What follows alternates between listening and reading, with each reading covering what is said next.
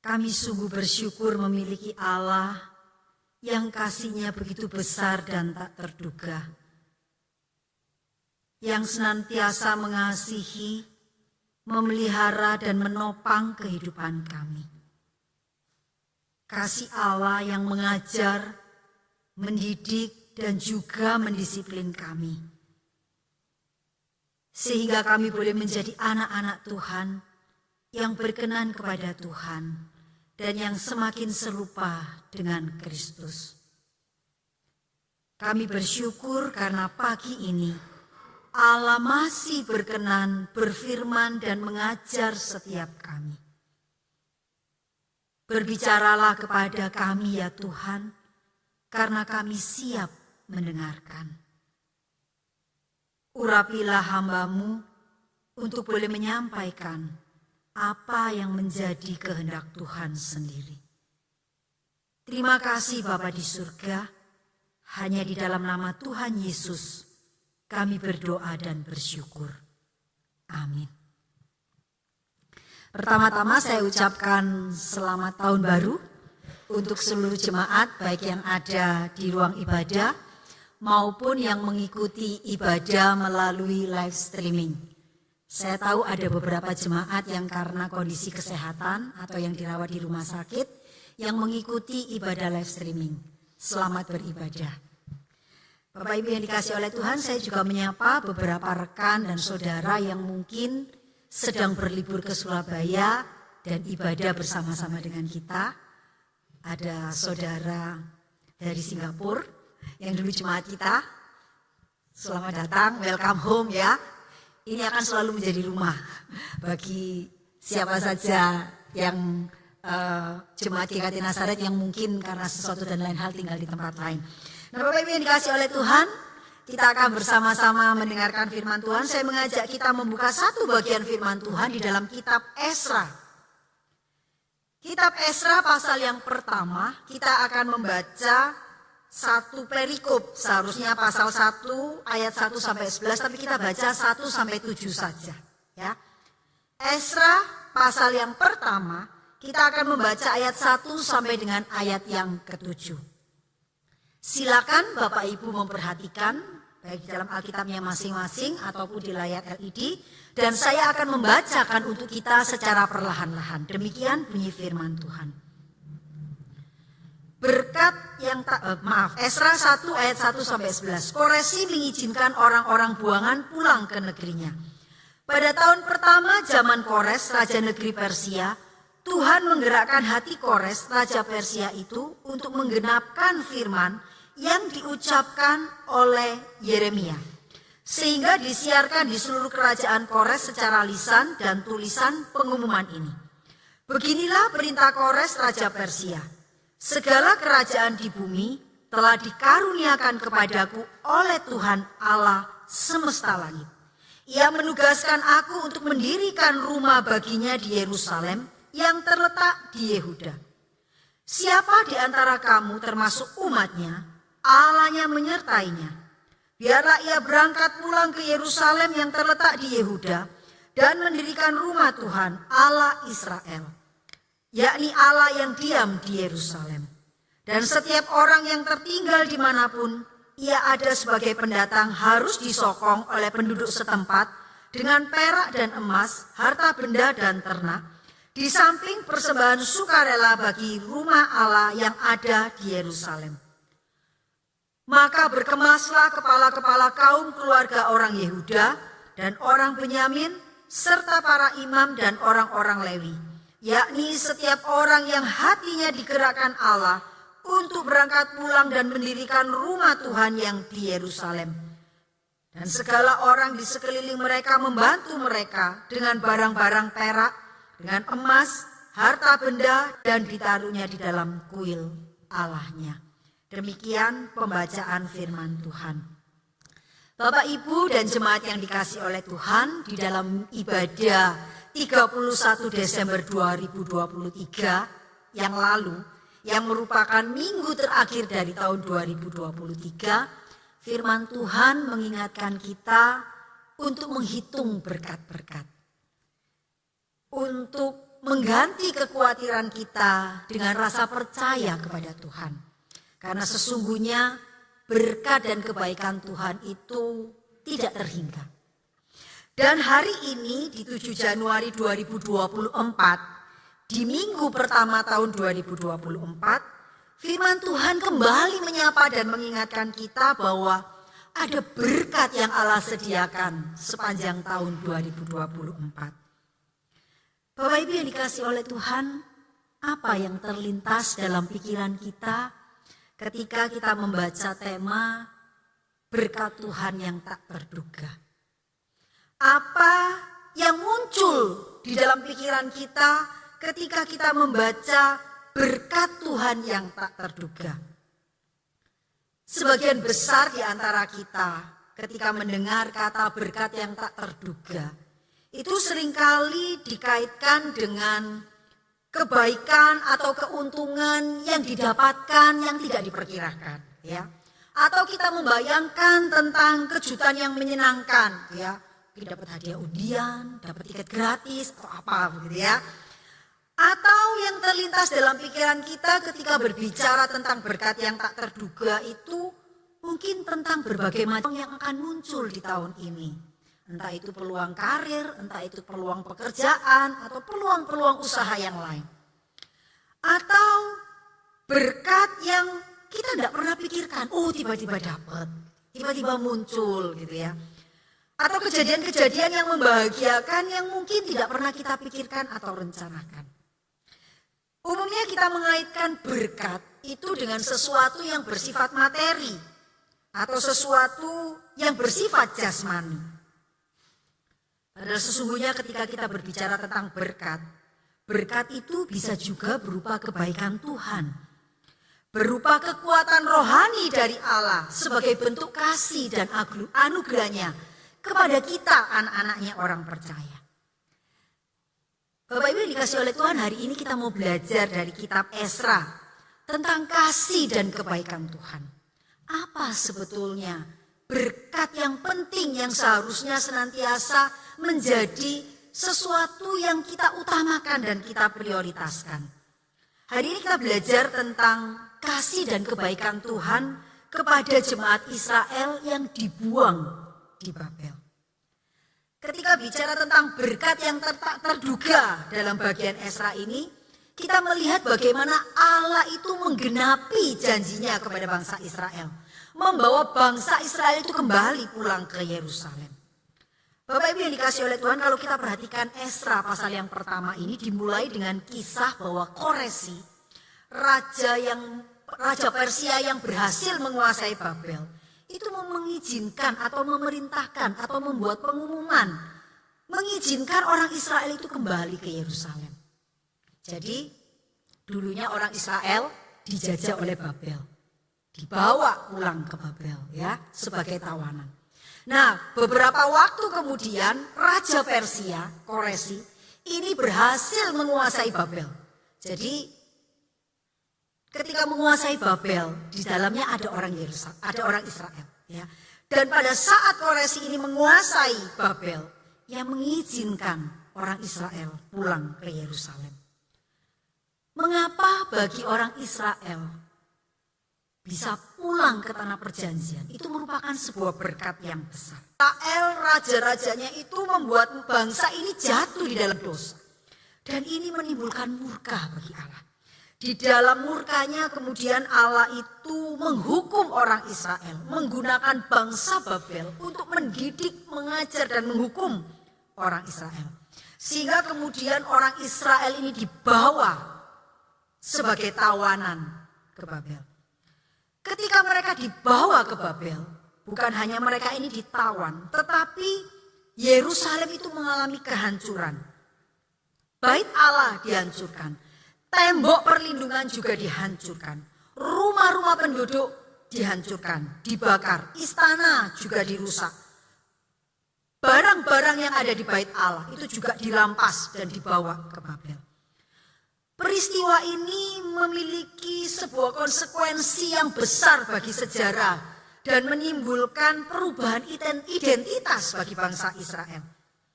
Pembuangan di Babel ini bukan hanya sekedar penjajahan secara fisik, tetapi pembuangan ke Babel ini juga menimbulkan duka yang sangat besar secara spiritual. Pembuangan ke Babel itu membuat bangsa Israel ini kehilangan tanah air, tetapi juga membuat mereka ini kehilangan martabat, dignity, harga diri mereka. Dan yang paling penting, mereka itu, Bapak Ibu yang dikasih oleh Tuhan, ketika kita bicara tentang penjajahan, ketika bicara tentang bangsa Israel dibawa ke Babel, kehilangan tanah air itu sebagai konsekuensi awal ketika mereka ditawan. Tetapi bukan hanya kehilangan tanah air yang membuat mereka sedih. Mereka ini kehilangan martabat, kehilangan dignity mereka. Mengapa dikatakan bahwa mereka itu kehilangan dignity, kehilangan martabat mereka? Bapak Ibu yang dikasih oleh Tuhan, bangsa Israel itu adalah bangsa yang sangat meyakini bahwa dirinya itu adalah bangsa orang yang tidak mengenal. Pembuangan ke Babel bukan hanya mendatangkan penderitaan secara fisik, tetapi juga penderitaan secara rohani atau spiritual. Mengapa demikian? Ketika mereka dibuang ke Babel, bait Allah itu dihancurkan. Bait Allah ini merupakan lambang kehadiran dan penyertaan Allah bagi Israel. Dan ketika itu dihancurkan, mereka tidak bisa lagi melihat kehadiran Allah di tengah-tengah mereka. Dan selama pembuangan di Babel, mereka tidak bisa melakukan Taurat secara sempurna. Karena ada aturan-aturan Taurat itu yang harus dilakukan di bait suci. Ya. Di antaranya yaitu bahwa selama pembuangan, mereka itu tidak bisa memberikan korban bakaran sebagai korban penghapus dosa. Kita tahu kalau kita baca di dalam kitab Taurat, ya, dikatakan bahwa ketika mereka melakukan kesalahan atau mereka melakukan dosa dan mereka membutuhkan pengampunan, mereka harus datang ke bait Allah. Mereka harus meminta kepada imam untuk mengadakan korban pengampunan dosa bagi mereka. Mereka harus menyembelih hewan yang mengadakan penumpahan darah supaya dosa-dosa mereka diampuni. Nah, ketika mereka ini dibawa ke Babel, semua upacara-upacara yang demikian ini tidak bisa lagi dilakukan. Mereka tidak lagi punya cara, mereka tidak lagi punya kesempatan untuk bisa berhubungan dengan Allah. Karena segala sarana ataupun situasi yang seharusnya bisa membawa mereka kepada Allah itu sudah dihancurkan. Dan dikatakan juga selama mereka itu ada di Babel, mereka itu tidak bisa merayakan hari raya Yom Kippur, salah satu hari raya terbesar bagi bangsa Israel, yaitu hari raya pendamaian, di mana imam besar satu hari dalam satu tahun, di hari raya Yom Kippur itu diizinkan masuk ke ruang Maha Kudus. Datang ke ruang Maha Kudus, mempersembahkan korban bakaran untuk melakukan pengampunan dosa bagi seluruh bangsa. Jadi kita bisa membayangkan selama pembuangan di Babel, selama sekian tahun, 60 tahun mereka ada di Babel. Mereka ini benar-benar terputus hubungannya dengan Allah.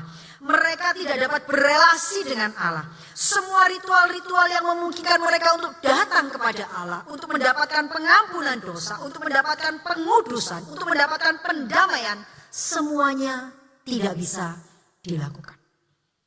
Ini menimbulkan kepedihan yang sangat besar bagi bangsa Israel. Apalagi ketika mereka itu sedang dibuang ke Babel, mereka itu tahu, sadar, kami ini dihukum karena dosa-dosa kami. Kami harus datang kepada Allah mohon pengampunan. Tetapi fasilitas, sarana yang bisa mereka gunakan untuk mendapatkan pengampunan dosa, itu semua sudah dihancurkan. Ketika saya membaca beberapa buku-buku ini menjelaskan betapa penderitaan mereka itu sedemikian luar biasa. Karena mereka itu butuh pertolongan, butuh datang kepada Allah. Tetapi mereka tidak punya kesempatan. Nah, Bapak Ibu yang dikasih oleh Tuhan, Allah mendidik bangsa Israel.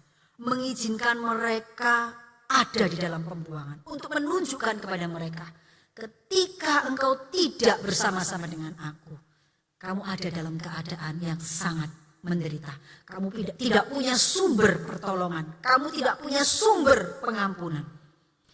Mereka diizinkan untuk ada di dalam keadaan yang terpisah dengan Allah. Tetapi Allah tidak membiarkan kondisi ini terus-menerus. Bangsa Israel juga tahu bahwa Allah berjanji kepada mereka melalui nubuatan para nabi bahwa satu ketika mereka akan dipulihkan, mereka akan dibawa kembali ke tanah perjanjian. Dan pada masa Koresi inilah yang ditulis oleh Ezra, diceritakan bahwa Allah itu menggenapi janji-janjinya. Ia menggenapi nubuatan yang disampaikan oleh para nabi, yaitu bahwa satu ketika mereka akan dibawa kembali. Koresi yang berhasil menguasai Babel mengizinkan orang Israel kembali ke Yerusalem. Ini merupakan sebuah berkat yang sangat besar bagi bangsa Israel. Sebuah berkat yang mereka nanti-nantikan dan doa-doakan sepanjang waktu. Sebuah keadaan yang mereka tunggu-tunggu agar mereka bisa pulang kembali ke negeri perjanjian. Bisa kembali bersekutu dengan Allah. Bapak Ibu yang dikasih oleh Tuhan, ada 3 nabi yang menubuatkan tentang kembalinya mereka ke Yerusalem. Nabi Yesaya pada Yesaya 45 ayat 13 itu menuliskan, "Akulah yang menggerakkan Kores untuk maksud penyelamatan, dan aku akan meratakan segala jalannya. Dialah yang akan membangun kotaku, dan yang akan melepaskan orang-orangku yang ada dalam pembuangan, tanpa bayaran dan tanpa suap. Firman Tuhan semesta alam." Waktu saya menyiapkan bagian ini, saya itu takjub sendiri gitu ya. Takjub sendiri karena apa? Karena ketika Yesaya itu menyampaikan nubuatan ini, nubuatan Yesaya ini diucapkan 160 tahun sebelum peristiwa ini terjadi. Nubuatan yang disampaikan kepada bangsa Israel, kalau kamu terus begini, waktu itu Yeremia, mereka belum dibuang. Ketika Yeremia ngomong lihat hidupnya bangsa Israel yang kacau-kacau, itu dia ingatkan, kalau kamu hidup kayak gini, kamu satu ketika akan dibuang. Dan nanti baru yang namanya koresi kasih oleh Tuhan. Ini merupakan pernyataan yang sungguh luar biasa. Yang menyatakan bahwa Allah itu setia kepada janjinya. Janji yang disampaikan melalui Yesaya, nubuat yang disampaikan kepada Yesaya, bahwa bangsa Israel yang ada dalam pembuangan akan dibawa kembali. Itu benar-benar digenapi ketika Koresi memimpin. Ia mengeluarkan keputusan yang mengizinkan bangsa Israel kembali ke Yerusalem. Kemudian nubuatan Nabi Yeremia. Ya, di dalam Yeremia pasal 29 ayat 10 dikatakan, "Sebab beginilah firman Tuhan, apabila telah genap 70 tahun bagi Babel, barulah aku memperhatikan kamu. Aku akan menepati janjiku kepadamu dengan mengembalikan kamu ke tempat ini." Bangsa Israel senantiasa menanti-nantikan kapan waktu penggenapan, kapan waktu di mana mereka akan dibawa kembali dari Babel menuju ke tanah perjanjian. Dan melalui apa yang dilakukan oleh Koresi, Allah menggenapi janjinya, membawa orang Israel pulang ke Yerusalem. Allah juga menjawab doa Daniel. Bapak Ibu yang dikasih oleh Tuhan, Daniel adalah orang yang ikut mengalami masa pembuangan. Dia adalah orang yang dibawa dari Israel ke Babel, ikut sebagai orang buangan, sebagai orang tawanan. Dan ketika ia membaca kitab Yeremia dan dia mulai menghitung, ketika dia berdoa di dalam Daniel pasal 9 ayat 1 sampai 3, saya akan membacakan demikian. Pada tahun pertama pemerintahan Darius anak Ahasiveros dari keturunan orang Media yang telah menjadi raja atas kerajaan orang Kasdim, pada tahun pertama kerajaannya itu, aku, Daniel, memperhatikan dalam kumpulan kitab jumlah tahun yang menurut firman Tuhan kepada Nabi Yeremia akan berlaku atas timbunan puing Yerusalem, yakni 70 tahun. Lalu aku mengarahkan mukaku kepada Tuhan Allah untuk berdoa dan memohon, sambil berpuasa dan mengenakan kain kabung serta abu. Jadi di dalam Daniel 9, kalau kita baca, nanti kalau Bapak Ibu sempat pulang di rumah dibaca di dalam Daniel pasal 9. Itu dikisahkan Daniel ini ketika membaca kitab Yeremia dia ngitung. Ini mestinya sudah mendekati masa 70 tahun berakhirnya masa penawanan. Sudah waktunya sebentar lagi kami akan dibawa pulang ke tanah perjanjian. Betapa Daniel ini merindukan dibawa kembali pulang ke Yerusalem. Sehingga ketika dia membaca dan dia mulai menghitung dan dia merasa ini waktunya sudah dekat. Dan dia berdoa memohon kepada Allah. Memang Daniel tidak sempat ya melihat bangsa Israel pulang karena dia sudah mati. Tetapi doa ini dijawab tidak lama. Kemarin saya mencoba menghitung ya, saya mencoba mencari berbagai macam sumber, ngitung tahunnya ini berapa, tahunnya ini dan sebagainya. Kemudian Daniel itu umur berapa ketika dibawa ke Babel, kemudian dia hidup berapa tahun. Kemungkinan dia berdoa dalam bagian ini, itu 3 tahun kemudian orang Israel itu dibawa kembali ke Israel. Jadi doanya Daniel ini dijawab 3 tahun setelah dia berdoa. Dan bangsa Israel dibawa kembali ke tanah Yerusalem. Bapak Ibu yang dikasih oleh Tuhan, Allah di dalam janjinya. Allah ketika menyampaikan nubuatnya. Allah ketika menjanjikan kelepasan itu. Di dalam tahun-tahun kehidupan bangsa Israel. Allah itu setia. Dan Allah benar-benar menggenapi janjinya bagi Israel. Membawa mereka pulang dari tanah penawanan menuju ke Yerusalem. Tetapi bukan hanya itu. Ketika Allah itu membawa mereka kembali dari tanah pembuangan menuju ke Yerusalem, ada sesuatu yang baik yang Allah tambahkan kepada mereka. Bapak yang dikasih oleh Tuhan, ketika mereka itu diizinkan pulang, itu bukan berarti masalah semua selesai. Ya, ada problem yang menyertai mereka. Ketika mereka balik ke Yerusalem, Yerusalem yang tadinya sudah rusak, sudah hancur, ini sudah terbengkalai selama 70 tahun. Betapa sulit memulihkan kota ini. Betapa mahal biaya yang diperlukan untuk kembali membangun Yerusalem dan kembali membangun bait Allah. Setelah sekian tahun menjadi tawanan di negeri asing, mereka tidak memiliki cukup dana atau kekayaan untuk bisa kembali membangun Yerusalem dan membangun bait Allah. Namun jika kita perhatikan dalam bagian Esra ini, kita melihat dan menemukan betapa Allah kita itu Allah yang luar biasa. Di dalam segala hikmatnya, Ia menggerakkan Koresi ini bukan hanya mengizinkan orang Israel balik ke tanah Yerusalem, tetapi Dia juga menyediakan segala sesuatu yang dibutuhkan oleh orang Israel untuk bisa kembali ke Yerusalem dan membangun bait Allah.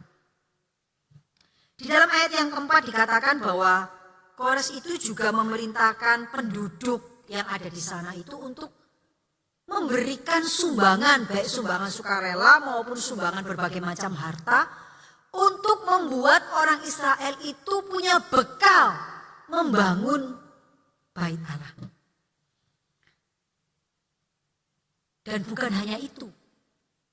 Ketika Koresi itu mengizinkan mereka pulang kembali ke Israel, Ia memerintahkan kepada bendahara kerajaan untuk mengeluarkan semua barang-barang bait Allah yang dulu dirampas oleh Raja Babel.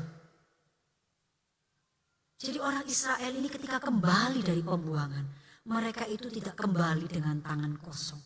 Mereka punya cukup banyak bekal untuk bisa membangun kota dan membangun tembok. Dan mereka juga diberikan kembali atau dikembalikan semua peralatan bait Allah untuk mereka bisa kembali membangun Yerusalem. Nah, Bapak Ibu yang dikasih oleh Tuhan, kalau kita perhatikan bagian ini, di sana dikatakan mereka diizinkan pulang ke ke Yerusalem untuk membangun bait Allah. Ketika Allah itu mengizinkan mereka pulang kembali ke Yerusalem, itu bukan hanya sekedar membuat mereka ini terlepas dari penjajahan, bebas dari penjajahan. Tetapi ketika Allah itu membawa mereka pulang ke Israel, ke Yerusalem, Allah itu ingin memastikan bahwa ketika engkau pulang ke sana, engkau akan mengalami pemulihan hubungan dengan Allah.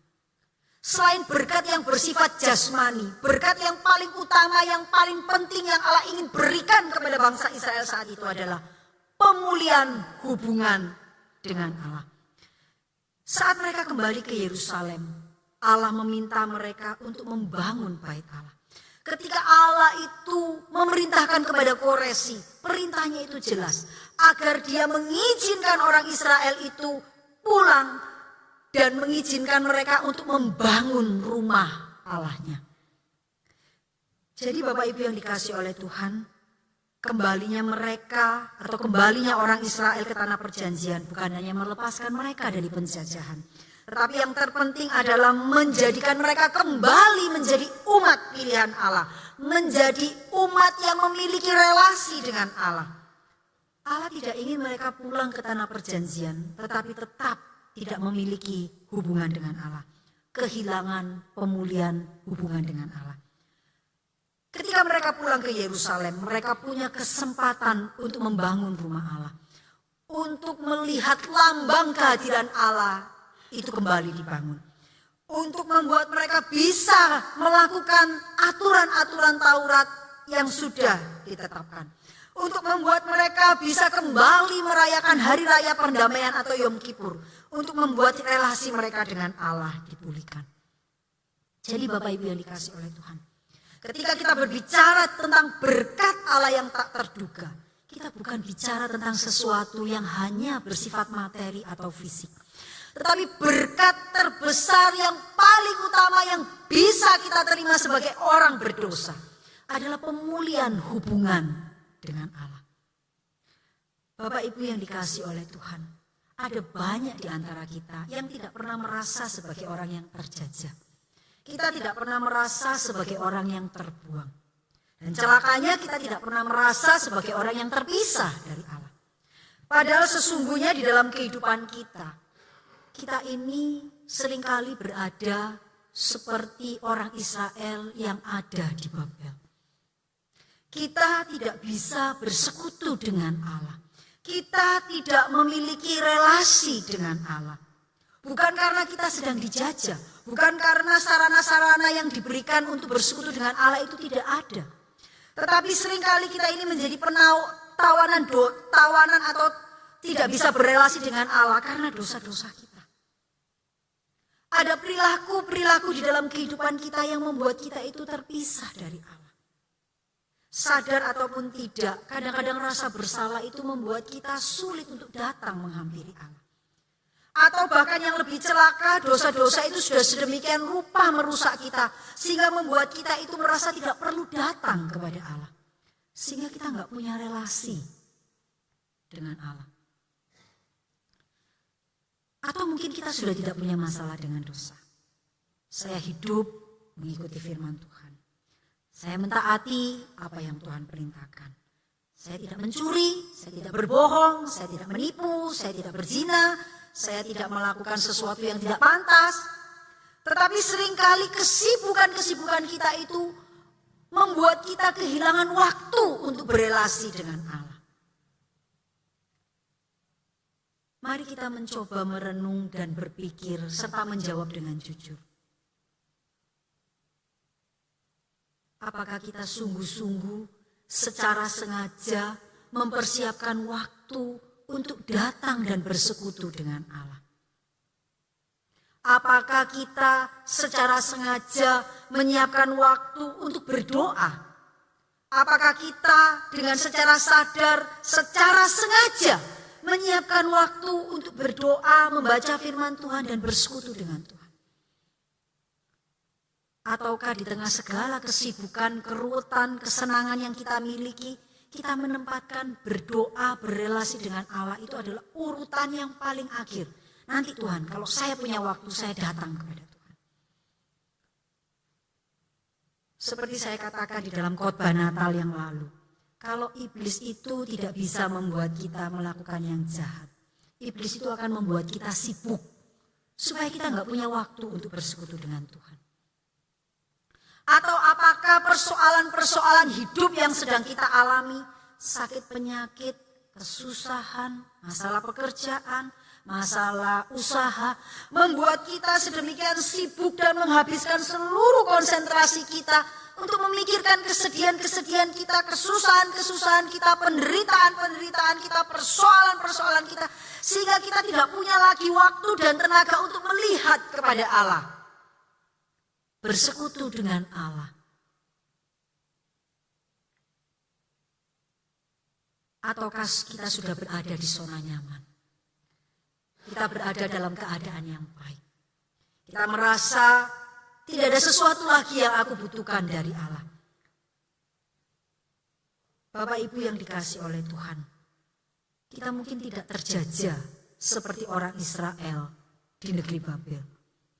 Tetapi tanpa sadar, kita mungkin berada pada posisi terpisah dari Allah. Padahal sesungguhnya kita ini adalah anak-anak Tuhan yang kalau datang kepada Tuhan itu sudah tidak perlu ritual macam-macam. Kita tidak punya hambatan atau tidak punya kesusahan apapun untuk bisa datang kepada Allah. Berbeda dengan orang Israel pada masa itu. Mereka butuh imam besar untuk bisa mendapatkan pendamaian 1 tahun 1 kali. Mereka butuh imam untuk mempersembahkan korban bakaran untuk bisa mendapatkan pengampunan dosa. Sangat berbeda dengan kita hari ini. Kita sudah punya anugerah yang begitu besar. Bisa datang setiap saat, setiap waktu, di mana saja dan kapan saja tanpa ritual macam-macam. Tapi mengapa kita itu tidak menghargai hak istimewa itu?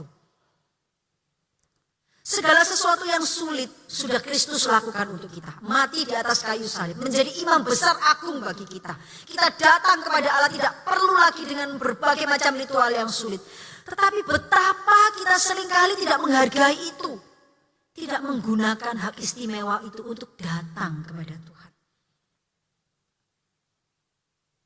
Bapak Ibu yang dikasihi oleh Tuhan, betapa seringkali dosa-dosa kita, kesibukan-kesibukan kita, persoalan-persoalan kita, zona nyaman kita, membuat kita itu kehilangan relasi kita dengan Tuhan. Dan hari ini, di minggu pertama di tahun 2024, firman Tuhan ingin mengatakan kepada kita, segala sesuatu yang penting dalam hidupmu, itu akan kau peroleh ketika engkau memiliki Allah di dalam hidupmu. Seperti petunjuk hidup baru yang mengatakan, carilah dahulu kerajaan Allah dan kebenarannya, maka semuanya itu akan ditambahkan kepadamu. Betapa sering sebagai anak-anak Tuhan kita ini hanya fokus kepada janji-janji Allah, fokus kepada berkat-berkat Allah. Tuhan, Engkau janji memeliharaku, Engkau janji melindungiku, Engkau janji menyertaiku, Engkau berjanji memberikan hidup yang berkelimpahan, Engkau janji ini, itu dan sebagainya. Kita menanti-nantikan Allah menepati janjinya. Tetapi kita tidak pernah memperbaiki relasi kita dengan Allah. Bapak Ibu yang dikasihi oleh Tuhan, kalau Bapak Ibu memperhatikan di dalam khotbah-khotbah saya selalu menekankan dan selalu mengulang dan selalu berbicara tentang relasi kita dengan Allah. Mengapa itu menjadi sesuatu yang penting bagi kita? Kalau kita membaca seluruh Alkitab bahwa Allah itu menciptakan kita agar manusia berelasi dengan Allah. Dan ketika manusia jatuh di dalam dosa, Ia rela memberikan Kristus mati di atas kayu salib supaya manusia berdosa bisa berelasi dengan Allah. Relasi dengan Allah itu begitu penting di mata Allah. Dia mengusahakan dan mengupayakan itu untuk kita. Tetapi mengapa kita sebagai anak-anaknya seringkali menyepelekan dan menganggap itu tidak penting? Bapak Ibu yang dikasihi oleh Tuhan, ketika kita memiliki relasi dengan Allah, itu berarti kita memiliki dan mendapatkan seluruh janji berkat-Nya. Ketika kita itu memiliki relasi dengan Allah, itu berarti kita punya sumber pertolongan, kita punya sumber berkat, kita punya sumber pernyataan. Kita bukan hanya dapat penyertaan, dapat berkat, atau dapat perlindungan, tetapi kita punya sumbernya.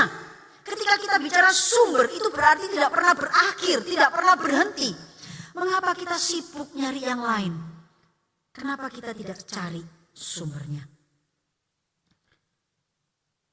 Hari ini kita telah dipaparkan tentang sebuah kebenaran, bahwa memiliki relasi dengan Allah itu adalah hal yang penting. Pertanyaannya adalah bagaimana kita merespon? Bagaimana kita merespon firman pada hari ini?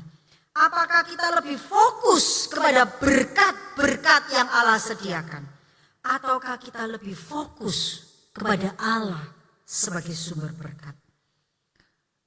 Bapak Ibu yang dikasihi oleh Tuhan, kalau Bapak Ibu disuruh milih, punya ayam yang bertelur emas atau punya telur emas, kira-kira milih yang mana?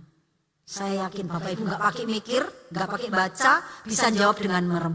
Aku mau ayam yang bisa bertelur emas. Kenapa?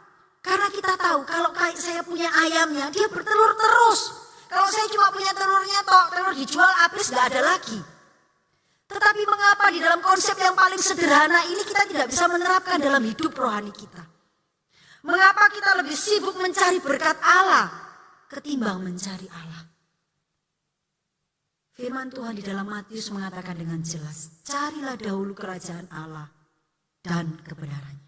Maka semuanya itu akan ditambahkan kepadamu. Ketika kita itu memiliki Allah, kita memiliki segalanya. Ketika ada dalam kesulitan, kita punya sumber pertolongan. Ketika di dalam persoalan, kita punya sumber jalan keluar. Ketika ada dalam sakit penyakit, kita tahu Allah kita adalah tabib yang agung. Ketika di dalam segala masalah dan percobaan, kita tahu Allah menyertai kita. Karena itu Bapak Ibu yang dikasihi oleh Tuhan, di minggu pertama di bulan Januari di tahun 2024 ini, saya ingin menyampaikan sebuah pesan sederhana yang penting, yang saya harapkan kita semua terus mengingatnya. Milikilah relasi dengan Allah. Senantiasa bersekutu dengan Allah. Senantiasa mengutamakan Allah dalam hidup kita. Senantiasa meletakkan Allah di dalam daftar nomor 1 di dalam hidup kita. Karena ketika kita memiliki Allah dalam hidup kita, maka segala sesuatu yang baik akan ditambahkan kepada kita. Mari kita berdoa. Tuhan Bapa di surga, terima kasih untuk firman-Mu yang mengingatkan kepada kami. Betapa pentingnya dan betapa berharganya ketika kami memiliki relasi dengan Allah. Tolonglah kami ya Allah Roh Kudus, agar hidup kami tidak ditawan oleh dosa. Agar hidup kami tidak ditawan oleh berbagai macam kesibukan yang membuat kami kehilangan relasi dengan Allah. Tolonglah kami ya Allah Roh Kudus agar zona nyaman tidak membuat kami kehilangan hubungan dengan Allah. Tolonglah kami agar persoalan, kesulitan, kesedihan, sakit penyakit membuat kami terpisah dari Allah. Tetapi biarlah semuanya itu justru menolong kami untuk mengarahkan hati, pandangan, pikiran, dan pengharapan kami hanya kepada Allah. Kami berdoa untuk seluruh jemaat GKT Nazaret. Tuhan menolong setiap kami. Roh Kudus memimpin setiap kami untuk senantiasa berelasi, bersekutu dengan Allah. Dan biarlah segala sesuatu yang baik akan menyertai jemaat GKT Nazaret sepanjang tahun 2024.